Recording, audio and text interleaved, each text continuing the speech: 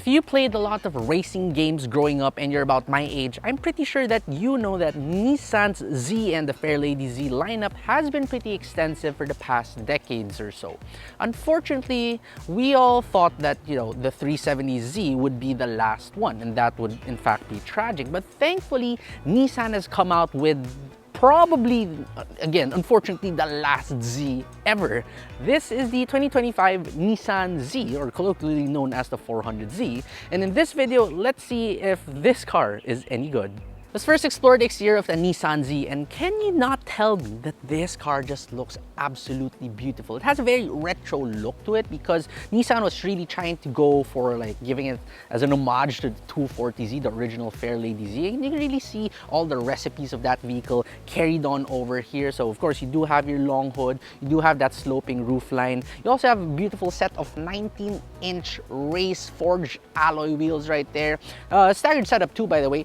255 40 19s by the front and 275 35 19s by the rear. 4 piston calipers at the front and 2 piston calipers at the rear. Now the headlight assembly right here is definitely a lot better looking compared to the 370Z. This entire front end, including the new Nissan logo, it just looks so much better now. However, now once you get on over towards the side of the vehicle, you might notice that it looks a little bit familiar too. And we're not even talking about the 240Z anymore. We're actually going to talk about its predecessor, the 370Z, because deep inside this vehicle is still the chassis and the body mostly of the 370Z, which in turn is also just practically a modified version of the 350Z. So if you take a look at this roofline, which again is sloping, as well as the doors and even the door handles right here, it kind of pops out that this is kind of reused from the 370Z. But not to worry, because Nissan does tell us that despite it having a very similar chassis, they did change up to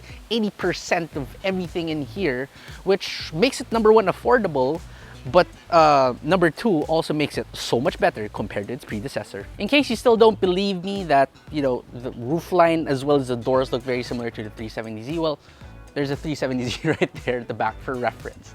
Gives you an idea, right? Anyway, now here towards the rear of the new Nissan Z, I really love how sleek and retro looking it is. I mean, the sloping rear windshield area, the lift back, and even the small spoiler, plus this tail lamp assembly in this center panel right here, plus your 2 dual exhausts by the bottom. Everything just seems retro and classy too. Now, as we open up this lift back, you'll notice that you have around 300 liters of space in here, which honestly isn't much, right? But in terms of sports car standards, this truly isn't bad. Just in case this still isn't enough for you, well, behind those seats are extra cubby spaces. So yeah, there's that. This isn't too bad for your daily car. And if you tell your wife, for example, that, hey, this car has 300 liters of space, she might just even tell you that, okay, it is a practical car after all, but don't explain what 300 liters look like. In terms of powertrain, gone is the old 3.7-liter naturally aspirated V6 found in the 370Z, but thankfully it still is a V6. What you have here right now is a 3-liter twin turbocharged V6 engine, making 383 horsepower and 475 Newton meters of torque, which is a considerable upgrade from the 370Z's 330 plus horsepower and about 400 Newton meters of torque. Also gone is the old clunky 7-speed automatic, and what you have now is a 9-speed, a much better 9-speed automatic. And also have this in a 6-speed manual, just in case you are into that. Fuel economy wise, it also isn't too bad. You're turning around 5 kilometers per liter inside the city and up to 14.6 kilometers per liter on the highway. Now move inside the Nissan Z. First we check the door as usual. Sounds excellent. I really love these longer coupe doors because they just sound so much better. Now inside here, you'll notice a very big change compared to the 370Z, and that's because you finally have a modern interior. If you recall, the 370Z, even though it was sold until recently, even had an aftermarket looking head unit which truly looked out of place. But right now what you get is an 8-inch touchscreen with Apple CarPlay, Android Auto, and even a reverse camera. Unfortunately, this does not even get wireless Apple Apple CarPlay nor Android Auto, so you do have to use wires. So yeah, there's still some hints of old schoolness in here, despite this car, well, looking the part of being modern already. And what's also very modern is this 12.3-inch digital instrument cluster, which is pretty customizable too, has excellent graphics, and is pretty easy to read. The steering wheel is also completely new, the Z logo is new, and you also get paddle shifters right here too. However, now we go on to the parts which I really don't like, and that's because a lot of the parts here are truly recycled from the 370Z. So take a look at these air vents mounted on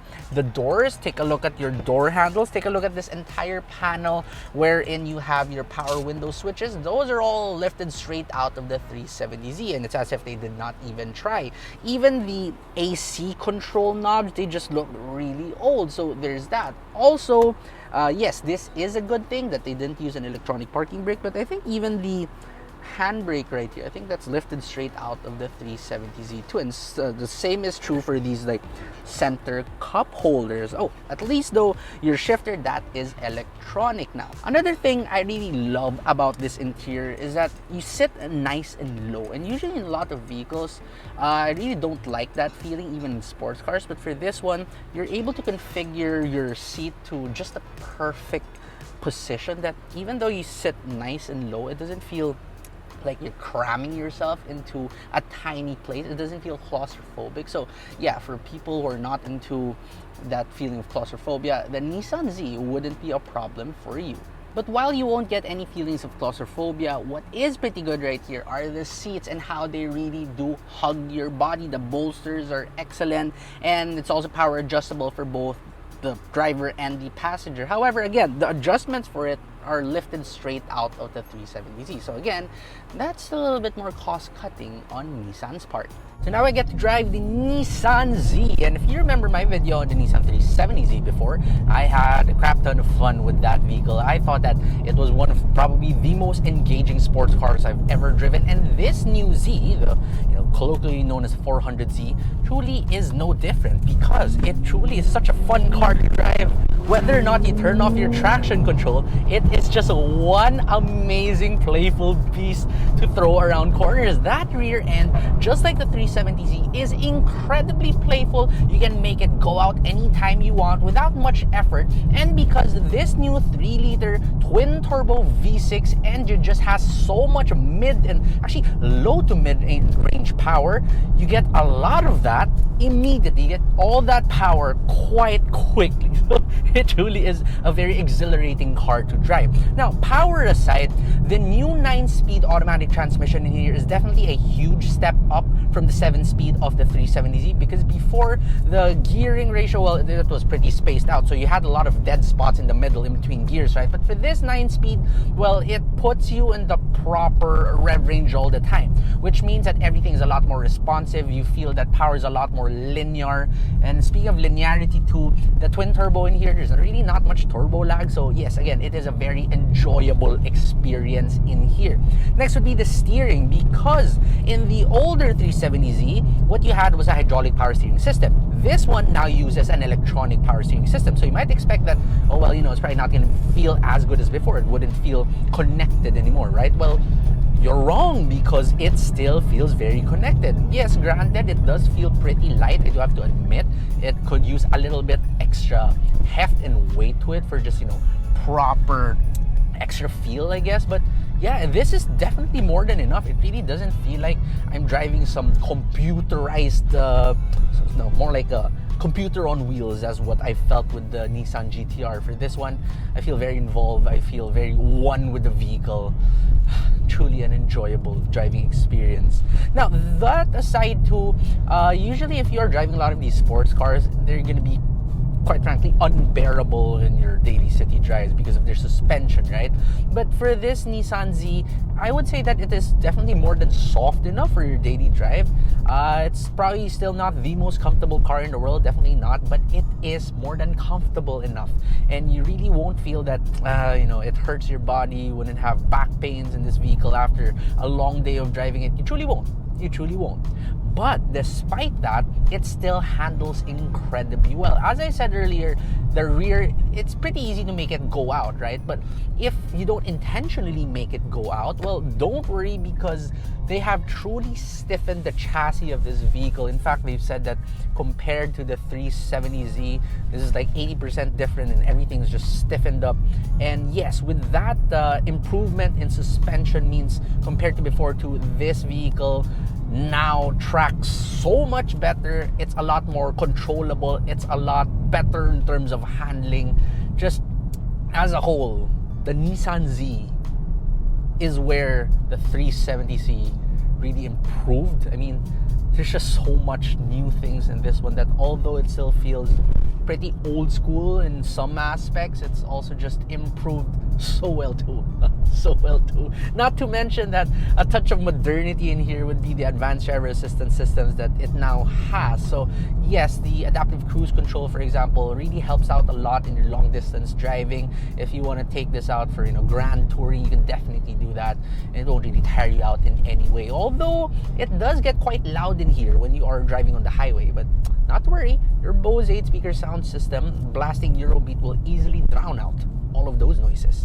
The new Nissan Z is one damn fun car to drive. Yes, it may be old-fashioned in some aspects, but if anything, that's probably what makes it even more fun, because these are the things we don't really get in modern sports cars anymore. But now, how much does it cost? Well, you can get this vehicle now for 3,988,000 pesos. On one hand, I find that to be a little bit too expensive for a car that has mostly been reused structurally for the past 20 plus years. But also on the other hand, that's honestly a pretty good bargain for a vehicle like this one. So if you're truly looking for a sports car that can give you tons of fun with that old school feel, well, then the Nissan Z is definitely a car to consider. And lest you forget that the Nissan Z that we have here might just be the final Nissan Z for two reasons. Number one, it could either be the last Nissan Z, which is not electrified, or number two, it could be the last and final Nissan Z, because we all know that internationally Nissan hasn't exactly been doing the best financially. So yeah, you might just need to take this time to have the opportunity to own the final Z in the world.